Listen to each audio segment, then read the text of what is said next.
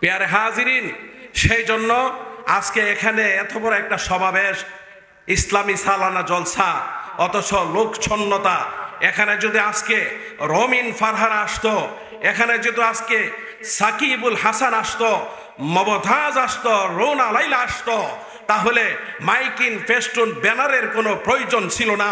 জনতার ঢল নামটা ঠিক না ঠিক?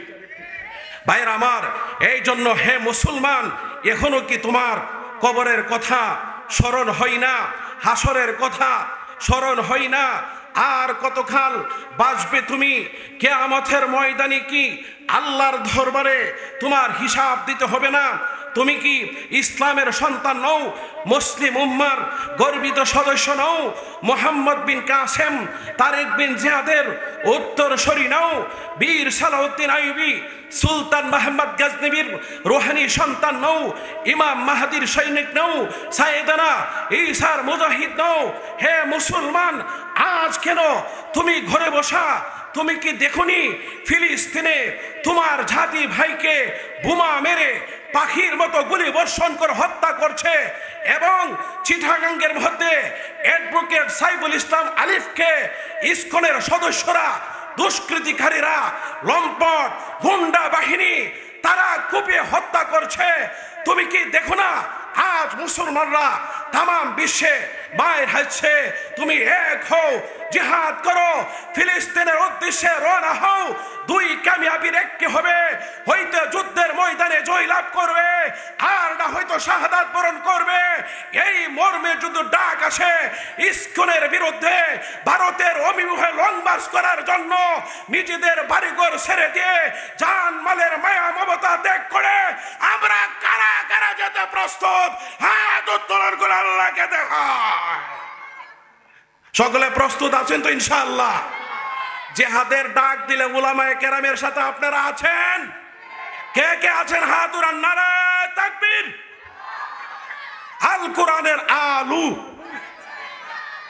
এমন ভাবে তাকবীর দিতে হবে যাতে ইসরায়েলের নেতা নেহু এবং আমেরিকার প্রেসিডেন্ট তরতর করে কেঁপে ওঠে। প্রিয় হাজিরিন, সেই জন্য দেখেন বদরের যুদ্ধে মুসলমানদের সৈন্য সংখ্যা ছিল মাত্র 313 জন, কাফেরদের সৈন্য সংখ্যা ছিল 1000। বদরের যুদ্ধে মুসলমান বিজয় হয়েছে। মুথার যুদ্ধে মুসলমানদের সৈন্য সংখ্যা ছিল 3000, কাফেরদের সৈন্য সংখ্যা ছিল 1 লক্ষ, আরো ছিল 1 লক্ষ অতিরিক্ত। মুথার যুদ্ধে মুসলমান বিজয় হয়েছে। আফগানিস্তানের তালেবানরা আমেরিকার সাথে 20 বছর যুদ্ধ করেছে, আমেরিকা পরাস্ত হয়েছে, আফগানিস্তান বিজয় হয়েছে।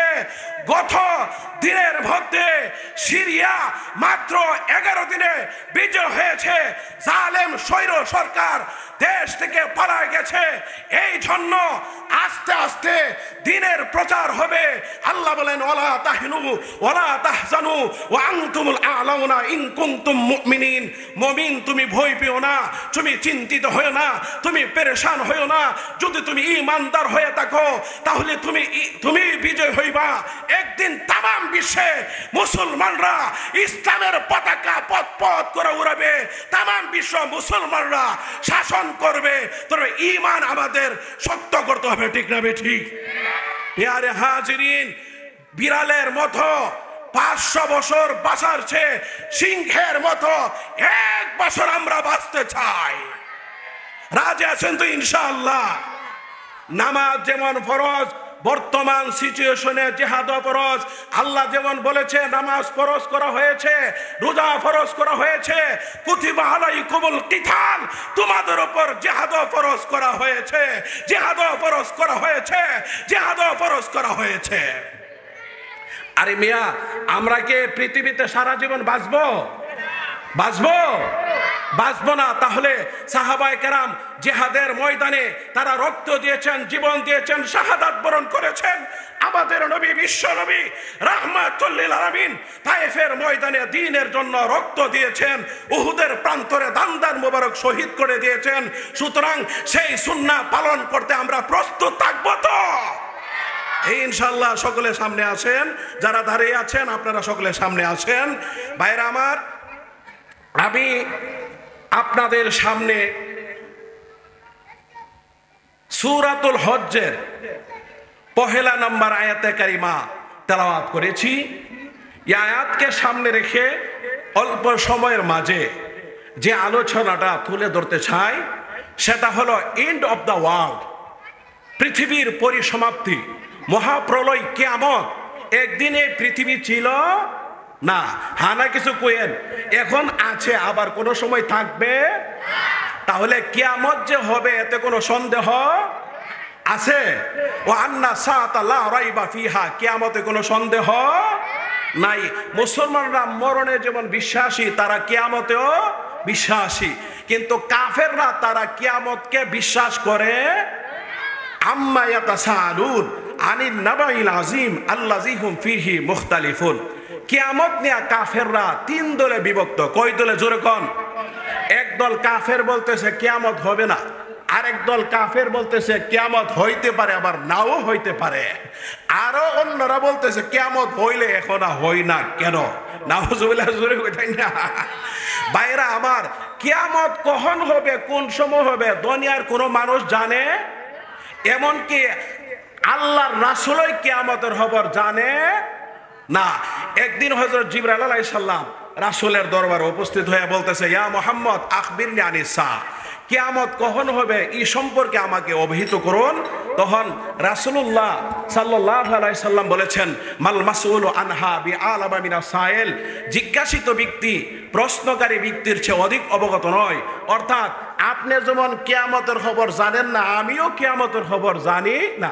যেদিন কিয়ামত সংঘটিত হবে সে দিনটা হবে শুক্রবার দিন, মুহররমের 10 তারিখ কিয়ামত সংঘটিত হবে। কিয়ামত হলো দুই প্রকার। জোরে কোন, কিয়ামত কয় প্রকার? একটা কিয়ামতের নাম হলো কিয়ামতে সুগরা, ছোট কিয়ামত। আরেকটা কিয়ামতের নাম হলো কিয়ামতে কুবরা, বড় কিয়ামত। ছোট কিয়ামত বলতে আপনারা কি বোঝেন? হাদিসে আছে, মাতা ফাকাদ কামাত কিয়ামাতুহু, যে যেদিন মরে যায় তার জন্য সেদিনই কিয়ামত। ঠিক না? ঠিক। কারণ যে লোকটা পৃথিবী থেকে চলে গেছে, এই লোকটাকে আর কোনোদিন আসবে? আরো জোরে বলেন ভাইয়ের আমার। আর কিয়ামতে কুবরা হলো হযরত ইসরাফিল আলাইহিস সালাম সিংহা নিয়ে দাঁড়িয়ে আছে। কিয়ামত পর্যন্ত হযরত ইসরাফিল সিংহা নিয়ে দাঁড়িয়ে থাকবে। ইসরাফিলের মুখ আর সিংহার মুখ সমান সমান, উরুর উপর সিংহাটা রেখে আল্লাহর নির্দেশের প্রতীক্ষায় আছে। আল্লাহু আকবার বলেন। আল্লাহ যখন ইসরাফিলকে অর্ডার মারবে, হুকুম করবে, ইসরাফিল দেরি করো না, তুমি সিংহা বাজিয়ে দাও, হযরত ইসরাফিল সিংহা বাজিয়ে দিবে, তামাম পৃথিবী একসাথে ধ্বংস হয়ে যাবে।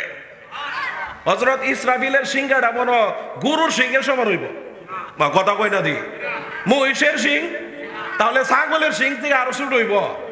হযরত ইসরাফিলের সিংহাটা তামাম পৃথিবীর চেয়ে আরো বড়। সুবহানাল্লাহ, আস্তে কোন মহিলারা শুনলে বিচার দিতে হইব। আল্লাহু আকবার। হযরত ইসরাফিলের সিংহার মধ্যে অসংখ্য অগণিত ছিদ্র আছে। প্রত্যেকটা ছিদ্রে অসংখ্য অগণিত প্রাণীকুলের ছবি আছে, আমার ছবি, আপনার ছবি, সকলের ছবি আছে। হযরত ইসরাফিল আলাইহিস সালাম সিংহার মধ্যে 3 বার ফুঁক দিবে। জোরে কোন, কয়বার? হযরত ইসরাফিল আলাইহিস সালাম প্রথমবার যখন সিংহার মধ্যে ফু দিবে, ফাইন্নামা হিয়া জাজরাতু ওয়াহিদা, বিকট শব্দ হবে, যে শব্দের আওয়াজে সমস্ত প্রাণীকুলের কানের পর্দাগুলো ছিঁড়ে যাবে। আল্লাহু আকবার। ফাসাইকা মান ফিস সামাওয়াতি ওয়া মান ফিল আরদ, আসমানবাসীরা বেহুশ হয়ে যাবে, জমিনবাসীরা বেহুশ হয়ে যাবে। আসমান এবং জমিনের ভিতরে যা কিছু আছে সব কিছু বেহুশ হবে। আল্লাহু আকবার, জোরে কোন। মুহতারাম হাজরিন, হযরত ইসরাফিল আলাইহিস সালাম যখন দ্বিতীয়বার সিংহা বাজিয়ে দিবে, ইজাস সামাউ ফাতারাত, আকাশ বিদীর্ণ হয়ে যাবে, ব্যঙ্গে চুরমার হয়ে যাবে। বইয়ের পৃষ্ঠা উল্টালে একটি আরেকটির উপর যেরকম ভাবে পড়ে, ঠিক তদ্রূপ তেমনি ভাবে একটি আকাশ আরেকটা আকাশের উপর ভেঙ্গে ভেঙ্গে পড়বে। ও ইদাল কাওয়াকিব এবং তাসারাত, তারকারাজি যেগুলো সূর্য থেকে বিশাল বড়, কোটি কোটি কোটি আলোকবর্ষ দূরত্ব ওই তারকা সমূহ বৃষ্টির নেই বিক্ষিপ্তভাবে জমিনে সমুদ্রে ঝরে পড়বে। ইদা শামসু কুব্বিরাত, সূর্য আলোহীন হয়ে যাবে, সূর্য দুই টুকরা হইয়া জাহান্নামের আগুনে পতিত হবে। ওয়াশ-শামসু তাজরি লিমুস্তাকাররিন লাহা যালিকা তাকদীরুল আজিজিল আলিম। সূর্য যে প্রতিদিন তোমাদের মাথার উপর দিয়ে যায়, এটা কি পৃথিবীর সমান নাকি পৃথিবী থেকে 13 লক্ষ গুণ বড়? পৃথিবী থেকে 13 লক্ষ গুণ বড়। কষে পড়ে না কেন? যালিকা তাকদীরুল আজিজিল আলিম, মহাজ্ঞানী মহাপরাক্রমশালী আল্লাহ তাআলা নিয়ন্ত্রণ করে রেখেছেন। 1 সেকেন্ডের জন্য যদি নিয়ন্ত্রণ ছেড়ে দেন, তাহলে পৃথিবীর কয়টা মানুষ মৃত্যুর কবল থেকে রক্ষা পাবে?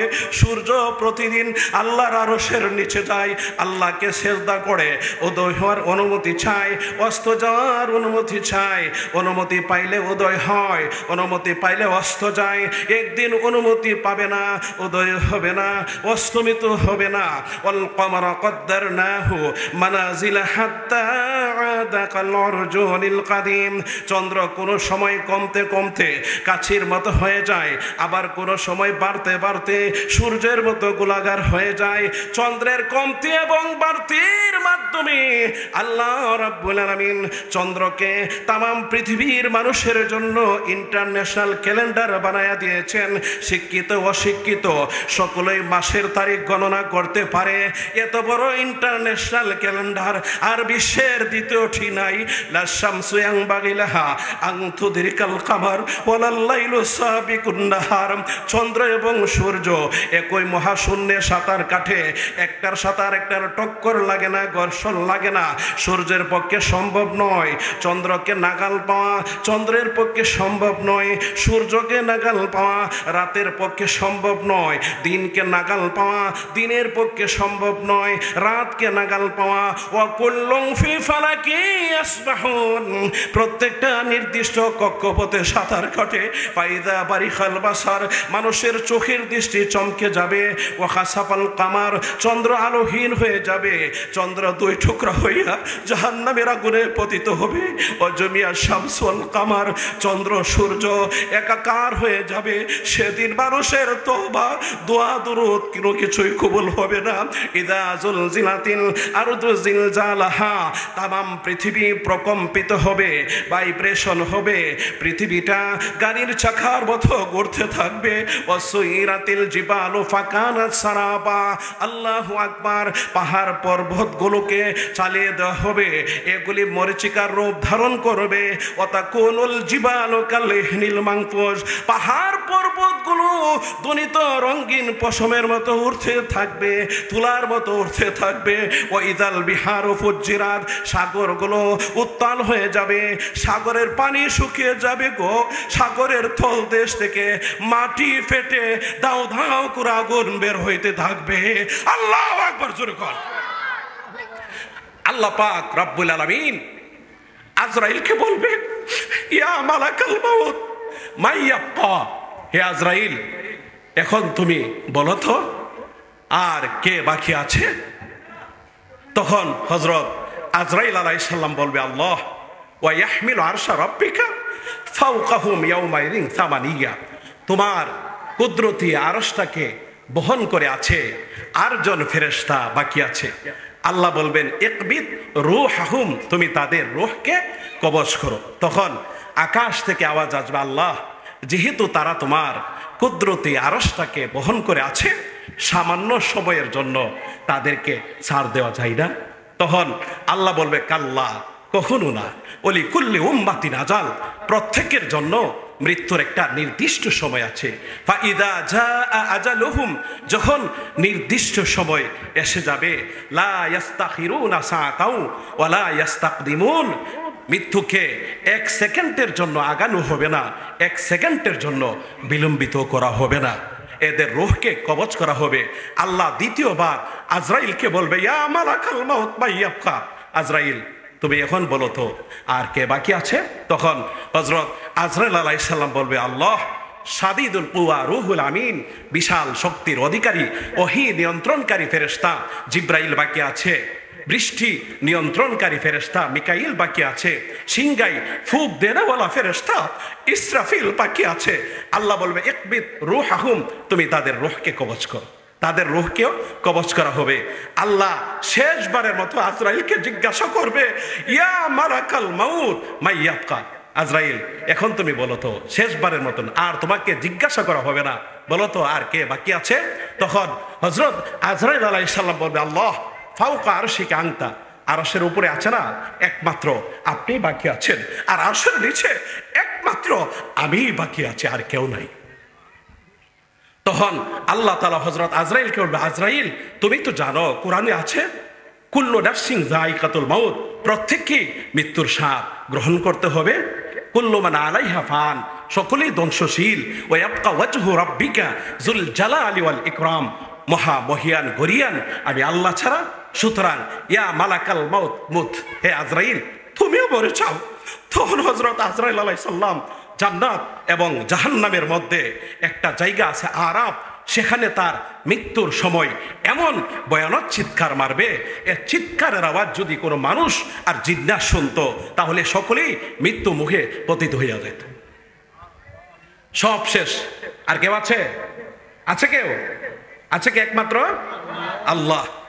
তখন আল্লাহ বলবে, আইনাল মুতাকাব্বিরুন আইনাল জাব্বারুন, কোথায় দুনিয়ার অহংকারীরা, কোথায় দাম্ভিকপূর্ণ লোকেরা, কোথায় স্বৈরাচার, কোথায় জালেম সরকার, কোথায় নমরুদ, ফেরাউন, কারুন, হামান, ট্রাম্প, অং সান সুচি, নরেন্দ্র মোদী, জো বাইডেন, কোথায় তোমরা বলো তো?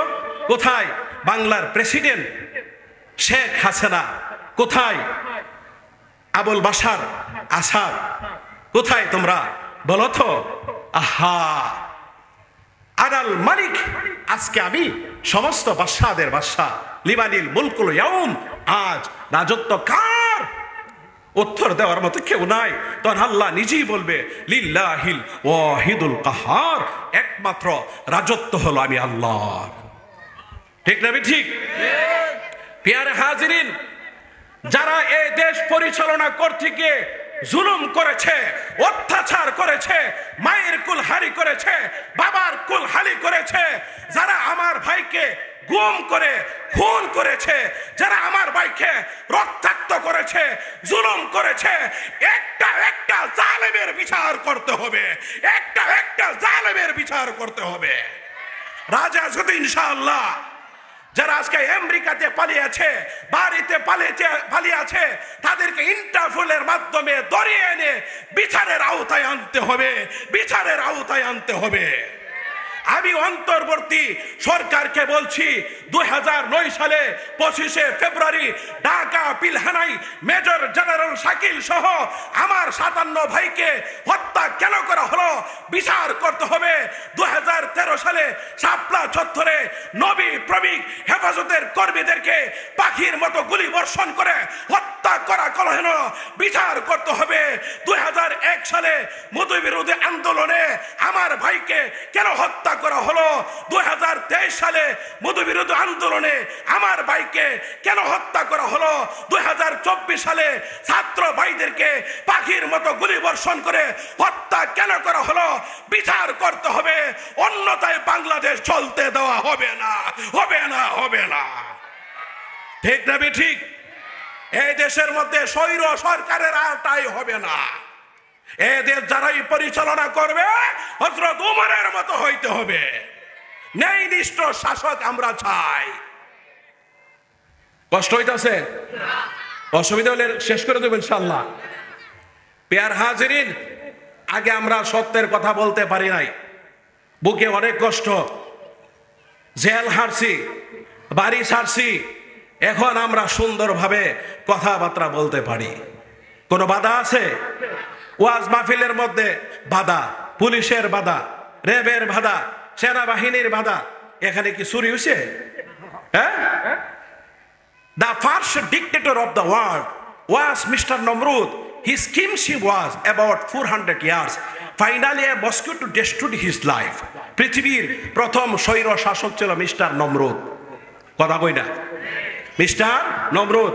তার রাজত্ব কাল ছিল আনুমানিক 400 বছর। সে ক্ষমতায় টিকে থাকার জন্য ইব্রাহিমকে অগ্নিকুণ্ডে নিক্ষেপ করেছে, আল্লাহর সাথে যুদ্ধ করেছে, অবশেষে একটা ল্যাংড়া মশা তাকে ক্ষমতা থেকে উচ্ছেদ করেছে। ঠিক না ঠিক?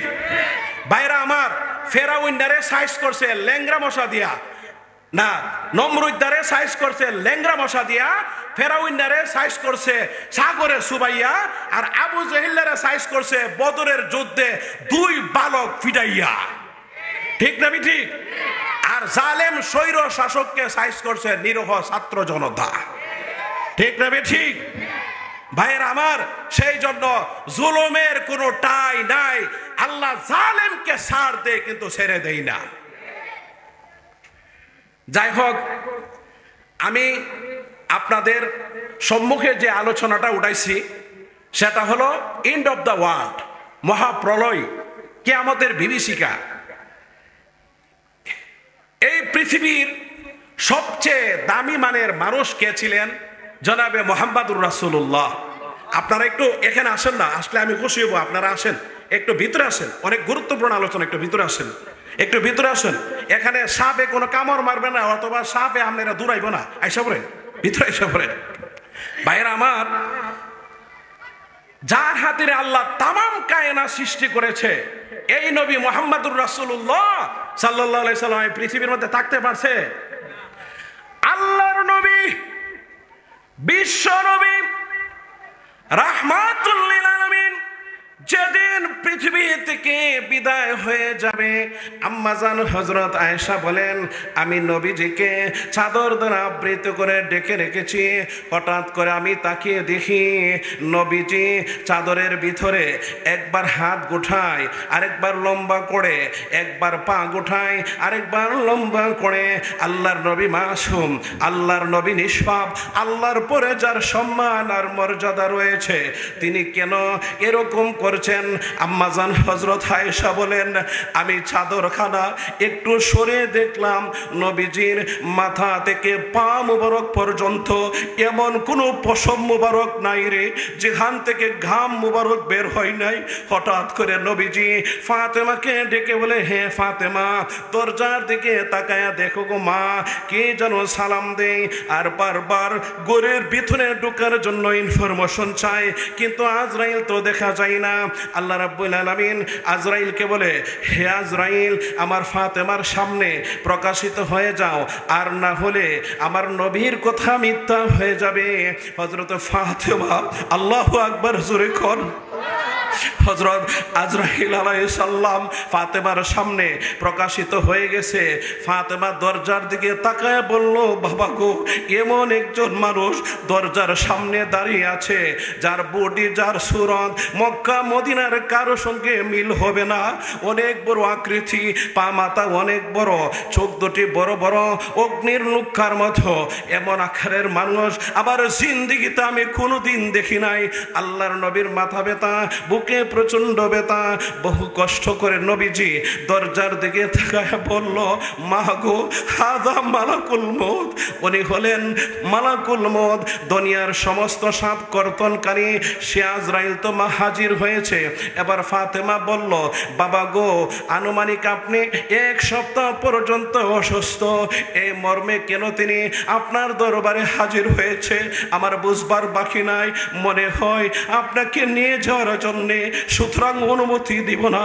আপনি যদি চলে যান গো, আমাকে কে দেখাশোনা করবে? হাসান হুসাইনকে কে প্রবোধ দিবে, সান্ত্বনা দিবে?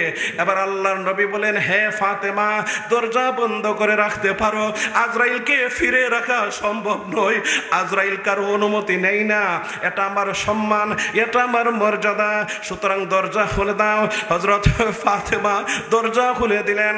আজরাইল আলাইহিস সালাম ঘরের ভিতরে প্রবেশ করে নবীজিকে সালাম জানালেন, আসসালাতু আসসালামু আলাইকা ইয়া রাসূলুল্লাহ, ইয়া হাবিবাল্লাহ। আল্লাহর নবী গো, আল্লাহ রাব্বুল আলামিন আমাকে পাঠাইছেন আপনাকে নিয়ে যাওয়ার জন্য। যেতে যদি চান গো, আর যদি থাকতে চান আল্লাহ হায়াত বাড়ায় দিবে। এখন আপনি কোনটা করবেন, যাবেন কি যাবেন না? আল্লাহর নবী বলেন, যাব কি যাব না এখন বলবো না, হাত্তা ইয়াতিয়ানি জিব্রাইল। জিব্রাইল আমার আমার কাছে আসার আগ পর্যন্ত অপেক্ষা করো। হযরত জিবরাইল আলাইহিস সালাম নবীজির দরবারে উপস্থিত। এবার আল্লাহর নবী জিবরাইলকে বলে, হে জিবরাইল, আজরাইল বলেছে আমার নাকি টাইম নাই, আমার নাকি সময় নাই, চলে যাইতে হবে, এখন আপনি কি বলেন? এমনি জিবরাইল আলাইহিস সালাম আল্লাহর কোরআনের একটি আয়াত পড়েন, ইন্নাকা মাইয়িতুন ওয়া ইন্নাহুম মাইয়িতুন। ওগো নবীজি, আপনি মরণশীল, আপনার 10-15 মরণশীল। আল্লাহর নবী বলেন, বুঝবার বাকি নাই, আমাকে জিবরাইল ইঙ্গিত করেছে চলে যাওয়ার জন্য, আমি চলে যাইতে হবে। আল্লাহর নবী ওজোরে কান্না শুরু করেছেন। জিবরাইল আলাইহিস সালাম নবীজিকে জিজ্ঞাসা করে, ইয়া রাসূলুল্লাহ, ইয়া হাবিবাল্লাহ, আল্লাহর নবী গো, আপনি কেন কান্দেন? এই দুনিয়া থেকে পরকালে আপনার সম্মান অনেক বেশি, আপনি তো রফিকে আলা, বন্ধুর দরবারে চলে যাবেন। আপনি কি হাসান হুসাইনের জন্য কান্দেন? আপনি কি ফাতেমার জন্য কান্দেন? না না, আমি হাসান হুসাইনের জন্য কান্দি না, আমি ফাতেমার জন্য কান্দি না, আমি কান্দি আমার গুনাহগার উম্মতের জন্য। নবীজি সাল্লাল্লাহু আলাইহি ওয়াসাল্লাম উনি গুনাহগার উম্মতের জন্য মৃত্যুর সময় কেঁদে গেছেন। হাসরের ময়দানে নবীজি কাঁদবে। নবীজি উম্মতের কান্ডারি হইয়া একবার দূর মারবে মিজানের গোড়ায়, আরেকবার দূর মারবে ফুলসরাতের গোড়ায়, আরেকবার দূর মারবে হাউজে কাউসারের গোড়ায়। একটা উম্মত জান্নাতে যাইতে বাকি থাকতে আমার নবী জান্নাতে যাবে না। সুতরাং এই নবীর উম্মত যে আমরা হইতে পারছি, আমরা খুশি না বেজার? আরো জোরে কর, খুশি না বেজার? আলহামদুলিল্লাহ বলেন। ভাইরা আমার, কিয়ামতের ভয় ছিলেন এবং রাসূলের ভালোবাসা ছিলেন হযরত আবু বকরের অন্তরে। এই জন্য সাহাবায়ে কেরামকে আল্লাহর নবী বলেছেন, আসহাবি কান নুজুম, আমার সাহাবায়ে কেরাম আকাশের তারার সমতুল্য। যারা তাদের অনুসরণ করবে তারাই হেদায়েত প্রাপ্ত হবে। রাসূলের হিজরতের সাথে ছিলেন হযরত আবু বকর সিদ্দিক রাদিয়াল্লাহু তাআলা আনহু। চলার পথে হযরত আবু বকর রাদিয়াল্লাহু তাআলা আনহু একবার রাসূলের ডানে যায়, আরেকবার বামে যায়। একবার নবী রাহমাতুল লিল আলামিন আবু বকরকে বলে, হে আবু বকর, তুমি কেন গো একবার আমার সামনে যাও, আরেকবার পেছনে যাও, একবার ডানে যাও, আরেকবার বামে যাও, এত স্থির কেন, পেরেশান কেন? শান্ত হয়ে হাঁটো, সোজা হয়ে হাঁটো। এবার আবু বকর নবীজিকে বলেন, ইয়া রাসূলুল্লাহ, ইয়া হাবিবাল্লাহ, আল্লাহর নবী গো, আমরা তো মক্কা থেকে বের হয়ে আসলাম, কিন্তু মক্কার কাফেররা এরা তো ঘরে বসে থাকেনি, এরাও তো তীর নিয়ে রেডি আছে। ও নবীজি, আমার যখন মনে হয় তীরটা সামনের দিক থেকে আসতেছে, আমি সামনের দিকে চলে যাই যাতে তীরটা আপনার শরীরে না পড়ে, আমি আবু বকরের শরীরে আঘাত আনে। আমার যখন মনে হয় তীরটা পেছন দিক থেকে আসতেছে, আমি পেছনের দিকে চলে যাই। যখন মনে হয় ডান দিক থেকে আসতেছে, আমি ডানে চলে যাই। যখন মনে হয় বাম দিক থেকে আসতেছে, আমি বামে চলে যাই। এরকম ভাবে চলতে চলতে আল্লাহর নবী আবু বকরকে নিয়ে সওর পর্বত গুহার কাছে উপনীত হয়েছে। এবার আবু বকর নবীজিকে বলে, ইয়া রাসূলুল্লাহ, ইয়া হাবিবাল্লাহ, আল্লাহর নবী গো, আপনি গুহার দ্বার প্রান্তে একা একা দাঁড়ায় থাকুন, আর আমি গুহার ভিতরে অবস্থান করি। আবু বকরকে তার প্রান্তে রেখে খলিফাতুল মুসলিমিন, ফার্স্ট ক্যালিফ অফ ইসলাম, ইসলামের প্রথম খলিফা সিদ্দিক আকবর হযরত আবু বকর গুহার ভিতরে একা একা নামছেন। আবু বকরের কথা হলো, এই গুহার ভিতরে ময়লা আবর্জনা থাকতে পারে, কীট পতঙ্গ থাকতে পারে, যেহেতু গভীর রাত, শীতের রজনী, আল্লাহর নবীর কষ্ট হইলে এটা আমি বরদাস্ত করতে পারবো না। আবু বকর গুহার ভিতরে নেমে দেখে, আহারে, গুহার ভিতরে ময়লা আবর্জনা পড়ে রয়েছে, কীট পতঙ্গ পড়ে রয়েছে। হযরত আবু বকর নিজ হাতে ময়লা আবর্জনাগুলো, কীট পতঙ্গগুলো পরিষ্কার করেছেন। আরও দেখতে পাই গুহার চারপাশে ছোট ছোট ছিদ্র রয়েছে। এই ছিদ্রগুলো যদি বন্ধ না করি গো, তাহলে আল্লাহর নবীর অনেক কষ্ট হবে। হযরত আবু বকর রাদিয়াল্লাহু তাআলা আনহুর শরীরের মধ্যে একটা চাদর ছিল, এই চাদরটা টুকরা টুকরা টুকরা করে ছিদ্রগুলো বন্ধ করে দিয়েছেন। আর যে একটা ছিদ্র রয়েছে, কাপড়ের কোনো টুকরা নাই, কিভাবে ছিদ্রটা বন্ধ করবে? হযরত আবু বকর পায়ের গোড়ালি দিয়ে চেপে ধরে ছিদ্রটা বন্ধ করে দিয়েছেন। আর এই ছিদ্রের ভিতরে একদিন নয়, 2 দিন নয়, দীর্ঘ 6 মাস পর্যন্ত একটা সাপ অপেক্ষা করেছিল আল্লাহর নবীকে দেখার জন্য। আল্লাহু আকবার। এই সাপটা অপেক্ষা করছে। আল্লাহু আকবার। আবু বকরের পা ডিস্টার্ব করে আছে, সাপটা বের হইতে পারতেছে না, রাসূলের চেহারা দেখতে পারতেছে না। এই সাপের কথা হলো, নবীজির নাম শুনেছি কিন্তু চোখে দেখি না। একটা নজর যদি জনাবে মুহাম্মদ সাল্লাল্লাহু আলাইহি সাল্লামকে দেখতে পারতাম। আল্লাহু আকবার। এবার আবু বকর নবীজিকে বলে, ইয়া রাসূলুল্লাহ, ইয়া হাবিবাল্লাহ, আল্লাহর নবী গো, আপনি গুহার ভিতরে অবস্থান করেন। নবীজি সাল্লাল্লাহু আলাইহি ওয়াসাল্লাম গুহার ভিতরে অবস্থান করেছে। এবার আবু বকর নবীজিকে বলে, ইয়া রাসূলুল্লাহ, ইয়া হাবিবাল্লাহ, সারা রাত ধরে আপনার কোনো ঘুম নাই, খাবার নাই, টেনশন পেরেশান। ওগো নবীজি, এই গুহার ভিতরে আপনি ঘুমিয়ে পড়েন, কিভাবে ঘুমাবে? সেখানে তো কোনো কম্বলের ব্যবস্থা নাই, জাজিমের ব্যবস্থা নাই, লেপ তোশকের ব্যবস্থা নাই। হযরত আবু বকর কয়, ইয়া রাসূলুল্লাহ, আমার রানকে বালিশ বানাইয়া আপনি ঘুমাইতে থাকেন। এবার নবীজি সাল্লাল্লাহু আলাইহি সাল্লাম আবু বকরের রানকে বালিশ বানাইয়া ঘুমাইতেছে, আর ওই দিক দিয়া সাপটা ছটফট করতেছে আল্লাহর নবীকে দেখার জন্য। আবু বকরের পা ডিস্টার্ব করে আছে, সেই জন্য সাপটা বের হইতে পারতেছে না। এই সাপটা আবু বকরের পায়ে দংশন করেছে। আবু বকরের চেহারা লাল হয়ে গেছে, রক্তাক্ত হয়ে গেছে, তার তীব্র ব্যথা শুরু হয়ে গেছে। এরপর হাত পা নাড়াই না, দেখো নাড়াই না, যদি হাত পা নাড়াই গো, দেখো নাড়াই গো, আল্লাহর নবীর ঘুম ভেঙে যাবে, আল্লাহর নবীর কষ্ট হবে। ভুলবশত আবু বকরের চোখের পানি নবীজির চেহারার উপরে পড়েছে, এমনি নবীজির ঘুম ভেঙে গেছে। ঘুম থেকে জাগ্রত হইয়া আল্লাহর নবী আবু বকরকে বলে, হে আবু বকর, তোমার কি হয়েছে গো? তোমার চেহারা লাল হয়ে গেছে, রক্তাক্ত হয়ে গেছে, কি সমস্যা বলো না? ইয়া রাসূলুল্লাহ, মনে হয় আমাকে একটা সাপ দংশন করেছে, আমি ব্যথায় অস্থির হয়ে গেছি। তাহলে তুমি আমাকে ডাক দিও না, করো কারণ কি? ইয়া রাসূলুল্লাহ, ইয়া হাবিবাল্লাহ, আমি যদি আপনাকে ডাক দেই তাহলে আপনার ঘুম ভেঙে যাবে, আপনার কষ্ট হবে, সেই জন্য আপনাকে ডাক দেই না। কোথায় সাপে দংশন করেছে? পায়ের গোড়ালিতে। আল্লাহর নবী, বিশ্ব নবী রাহমাতুল লিল আলামিন মুখ থেকে একটু তুতু মোবারক লাগায় দিয়েছেন। আবু বকরের পায়ের ব্যথা সঙ্গে সঙ্গে ভালো হইয়া গেছে। আরো জোরে কোন সুবহানাল্লাহ, আরো জোরে বলেন সুবহানাল্লাহ। একটু জিকির করেন, লা ইলাহা ইল্লাল্লাহ, মোহব্বতে লা ইলাহা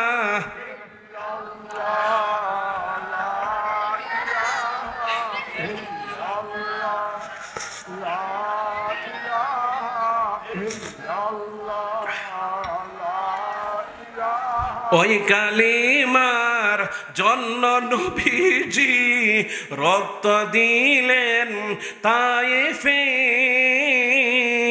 জান চলে যাই, মান চলে যাই, পাক জবানে ইল্লাল্লাহ, লা ইলাহা ইল্লাল্লাহ, লা ইলাহা ইল্লাল্লাহ।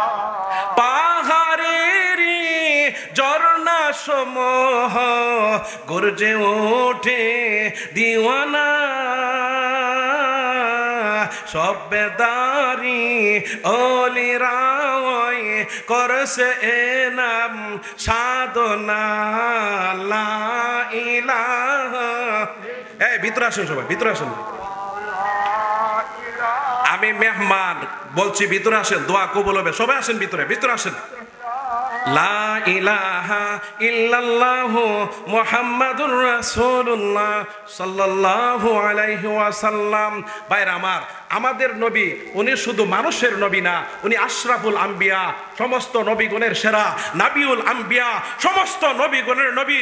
এমনকি তিনি সাপেরও নবী, উনি মাছেরও নবী, উনি গাছেরও নবী। উনি যদি রাস্তা দিয়ে যাইতেন, গাছে সালাম দিত আসসালামু আলাইকা ইয়া রাসূলুল্লাহ, মাছে সালাম দিত পুকুর দিয়ে আসসালামু আলাইকুম ইয়া রাসূলুল্লাহ, পাথরে সালাম দিত আসসালামু আলাইকুম ইয়া রাসূলুল্লাহ।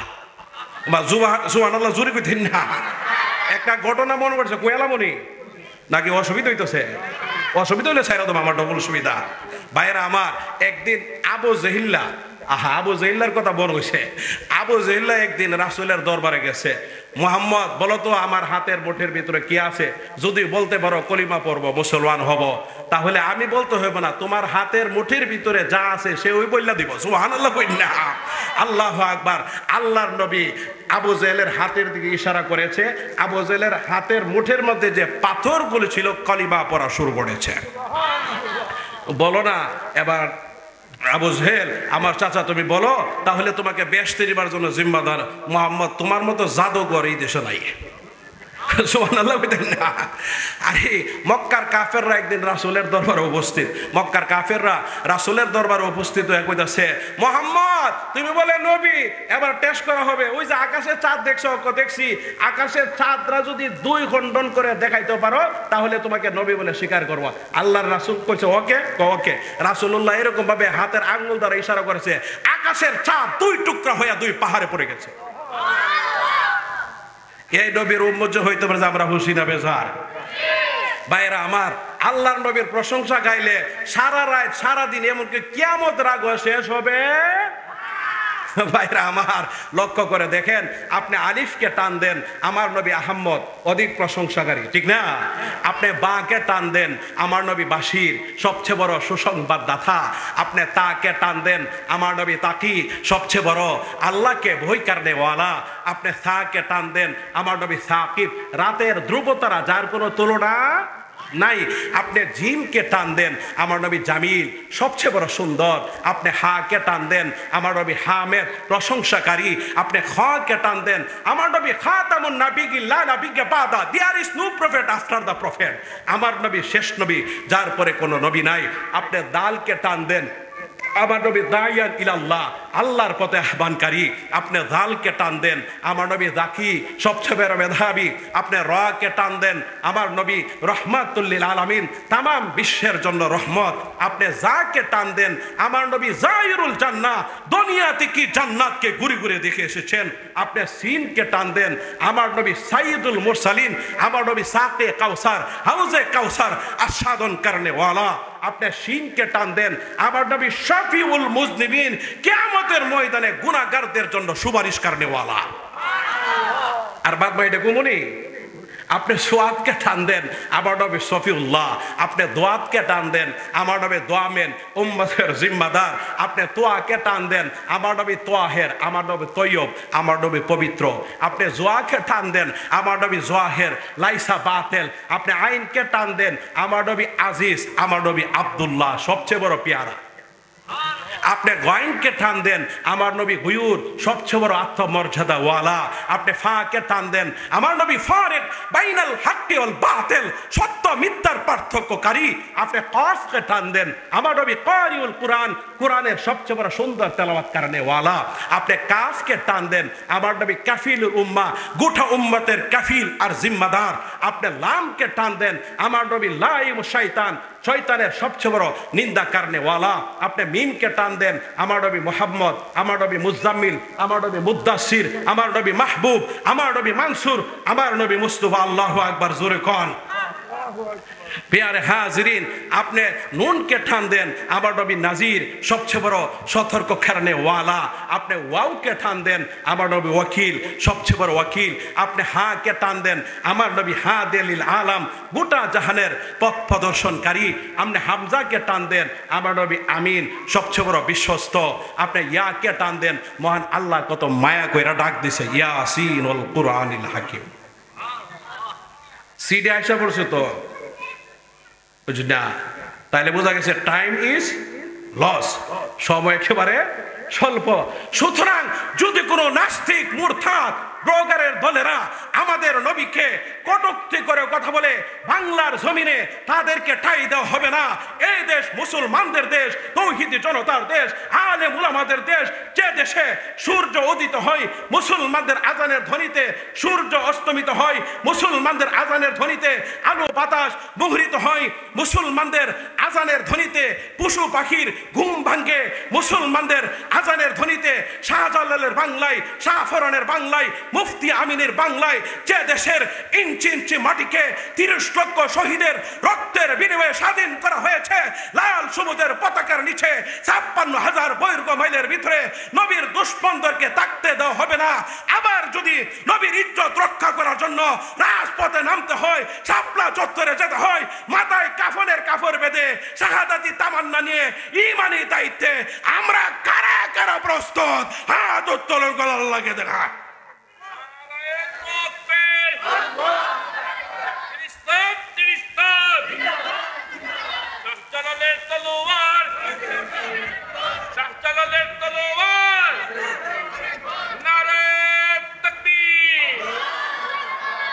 হে মুসলমান, মনে রাখো, রাতের পরে সূর্য উঠবে, সকাল হবে, প্রভাত হবে, এটা যতটা নিশ্চিত সারা দুনিয়া জুড়ে ইসলামের পতাকা পথ পথ করে উঠবে, এটা তার চেয়ে বেশি নিশ্চিত। একদিন আমেরিকার হোয়াইট হাউসে ইসলামের পতাকা উঠবে, রাশিয়ার মস্কোতে ইসলামের পতাকা উঠবে, দিল্লির লাল কেল্লা মুসলমানরা শাসন করবে, ইসরায়েলে ইসলামের পতাকা উঠবে। হে যুবক, প্রস্তুতি নাও, লড়াই হবে, এক বিশাল লড়াই হবে। এক পক্ষে থাকবে কুফর, আরেক পক্ষে থাকবে ঈমান, এক পক্ষে থাকবে হক, আরেক পক্ষে থাকবে বাতিল। সেই বাতিলের বিরুদ্ধে, সেই কুফরের বিরুদ্ধে, সেই কুফরের বিরুদ্ধে জীবন দিতে হলে জীবন দিয়ে, রক্ত দিতে হলে রক্ত দিয়ে, শাহাদাতের তামান্না নিয়ে সেই লড়াইয়ের ময়দানে ইস্কনের বিরুদ্ধে, হিন্দুত্ববাদী ভারতের বিরুদ্ধে, হিন্দুস্তানের বিরুদ্ধে যদি ময়দানে নামতে হয়, আমরা কারা কারা প্রস্তুত? হাত উত্তোলন করার লাগে দেখায়। সকলে প্রস্তুত আছেন তো ইনশাআল্লাহ? মাশাআল্লাহ, আপনাদের সিলেটের মানুষ অত্যন্ত ধর্মপ্রিয় এবং আপনাদের ভিতরে শহীদের তামান্না আছে তো ইনশাআল্লাহ? আছে তো ইনশাআল্লাহ? আমরা তো কাউকে বই করি না, ঠিক না বে? ঠিক। আমরা হলাম শাহজালালের উত্তরসূরি, আমরা আবু বকরের উত্তরসূরি, আমরা হযরত উমরের উত্তরসূরি, আমরা হযরত উসমানের উত্তরসূরি, আমরা আলীর উত্তরসূরি, আমরা মাস এবং মুয়াজের উত্তরসূরি। রাসূলের সাথে আমাদের একটা আধ্যাত্মিক সম্পর্ক আছে, আছে কি না?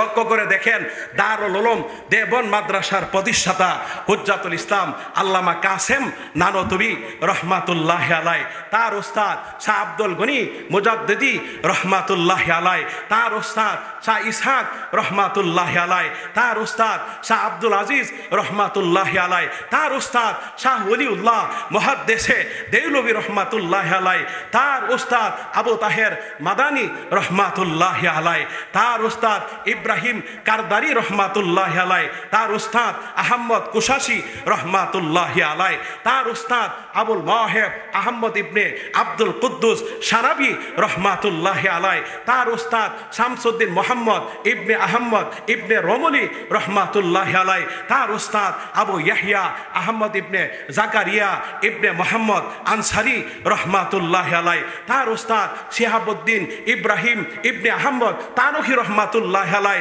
তার উস্তাদ সিরাজউদ্দিন ইবনে মুবারক হাম্বলি জুবাইদি রহমাতুল্লাহ আলাই, তার উস্তাদ আবুল ওয়াক্ত আব্দুল আওয়াল ঈসা ইবনে শুআইব সানজারি রহমাতুল্লাহ আলাই, তার উস্তাদ আবুল হাসান আব্দুর রহমান ইবনে মুজাফফর ইবনে মোহাম্মদ ইবনে দাউদি রহমাতুল্লাহ আলাই, তার উস্তাদ আবু মোহাম্মদ আব্দুল্লাহ ইবনে আহমদ সারাখসি রহমাতুল্লাহ আলাই, তার উস্তাদ আবু মোহাম্মদ ইবনে ইউসুফ মাথার ইবনে সালেহ ইবনে বিশর আল ফেরারবি রহমাতুল্লাহ আলাই, তার উস্তাদ ইমামুল বুখারী মোহাম্মদ ইবনে ইসমাইল রহমাতুল্লাহ আলাই, তার উস্তাদ হাম্মাদ বিন জায়েদ রহমাতুল্লাহ আলাই, তার উস্তাদ আব্দুল্লাহ ইবনে মুবারক রহমাতুল্লাহ আলাই, তার উস্তাদ নুমান ইবনে সাবিত ইমামে আজম ইমাম আবু হানিফা রহমাতুল্লাহ আলাই, তার উস্তাদ আনাস ইবনে মালিক রাদিয়াল্লাহু তাআলা আনহু, তার উস্তাদ আব্দুল্লাহ ইবনে মাসউদ রাদিয়াল্লাহু তাআলা আনহু, তার উস্তাদ ফখরুল আউয়ালিন ওয়াল আখিরিন শাফিউল মুসলিমিন খাতামুন নবীন জনাবে মুহাম্মদুর রাসূলুল্লাহ সাল্লাল্লাহু আলাইহি ওয়াসাল্লাম। অতএব এই নবীর উম্মত যে হইতে পারছে আমরা খুশি না বেজার? ভাইরা আমার, আপনারা কিন্তু আলোচনার মূল পয়েন্ট মনে রাখতে হইব। আল্লাহর রাসূল হযরত আবু বকরের পায়ে তুতু লাগাই দিয়েছে, পায়ের ব্যথা আছে না? ভালো হয়ে গেছে গা? মনে আসেনি? এবার লক্ষ্য করে দেখেন, আবু বকর নবীজিকে বলতেছে, ইয়া রাসূলুল্লাহ, ইয়া হাবিবাল্লাহ, ওই যে দেখা যায় সূত্রদল আসতেছে, পাগুলি দেখা যাইতেছে, ফাঁক দিয়া এখন কি করা যা। এবার আল্লাহ রাসূল কই লা তাহজান, বই পেও না, ইন্নাল্লাহ মানা, আমাদের সাথে আল্লাহ আছে, আমরা তো এমনি আইছি না, আল্লাহর নির্দেশ পাই আইছি।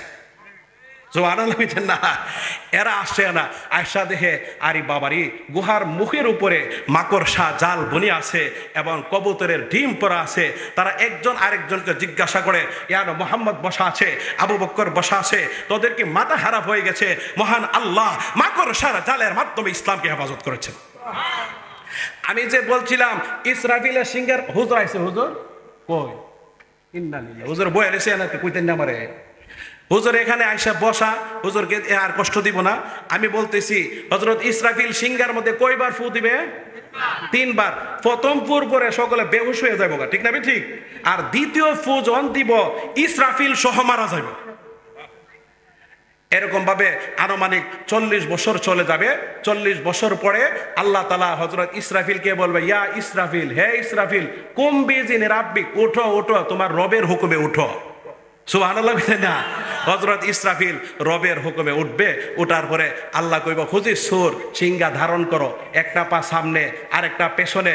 এ মর্মে আল্লাহ কইব, সুম্মা নুফিহা ফিহি উখরা, ইসরাফিল তুমি তৃতীয়বারের মতো সিংহা বাজিয়ে দাও। ইসরাফিল সিংহা বাজিয়ে দিবে, সমস্ত হাসরবাসীরা দলে দলে সারিবদ্ধভাবে বিক্ষিপ্ত পতঙ্গর নেই ময়দানে মাহশরে আল্লাহর সামনে হাজির হবে। সর্বপ্রথম যিনি হাজির হবে তিনি হলেন মুহাম্মাদুর রাসূলুল্লাহ সাল্লাল্লাহু আলাইহি ওয়াসাল্লাম। উনির চোখে থাকবে পানি, মুখে থাকবে কান্নার আওয়াজ, বলবে উম্মতি উম্মতি উম্মতি উম্মতি। আল্লাহু আকবার, জোরে কোন।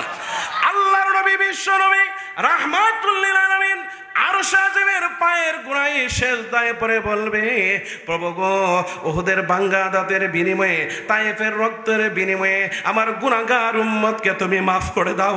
আল্লাহ বলবে, ইয়া হাবিবি, হে হাবিব, ইরফা রাসাকা, সেজদা থেকে মাথা উত্তোলন করো, সালতুতা, তুমি চাও তোমাকে দেওয়া হবে, অশফাতু সাফা, সুপারিশ করো, মঞ্জুর করা হবে। আল্লাহর নবী সেজদা থেকে মাথা উত্তোলন করবেন। আমার আল্লাহ বলবে, যাদের অন্তরে জবের দানা পরিমাণ ঈমান আছে, রেণু পরিমাণ ঈমান আছে, সরিষা পরিমাণ ঈমান আছে, তাদেরকে জাহান্নামের আগুন থেকে বের করে নিয়ে আসো। আল্লাহু আকবার, জোরে করো। ভাইয়েরা আমার, এজন্য ইসরাফিলের তৃতীয় ফুর পরে যদি আলোচনা করি আরো আনুমানিক 1 ঘন্টা সময়ের প্রয়োজন, ঠিক না? ঠিক। এখন সময়ের স্বল্পতায় অসমাপ্ত আলোচনা রেখে আপনাদের কাছ থেকে বিদায় নিলাম। আমার জন্য দোয়া করেন। আমি আপনাদের এলাকার মধ্যে নতুন সন্তান, আর কোনো সময় আইসি না, আমার ব্রাহ্মণবাড়িয়া, আপনারা আমাদের জন্য দোয়া করবেন। আর ব্রাহ্মণবাড়িয়ার মানুষেরা আল্লাহ ছাড়া আর কাউরে বই পায় না, ঠিক না? ঠিক। এগুলি গণার টাইম আমরা নাই, ঠিক না? ঠিক। আল্লাহ রাব্বুল আলামিন আমাদের সকলকে এই আলোচনায় আমল করার তৌফিক দান করুক এবং কিয়ামত পর্যন্ত যাতে হকের কথা চালায় যাইতে পারে আল্লাহ তৌফিক দান করুক।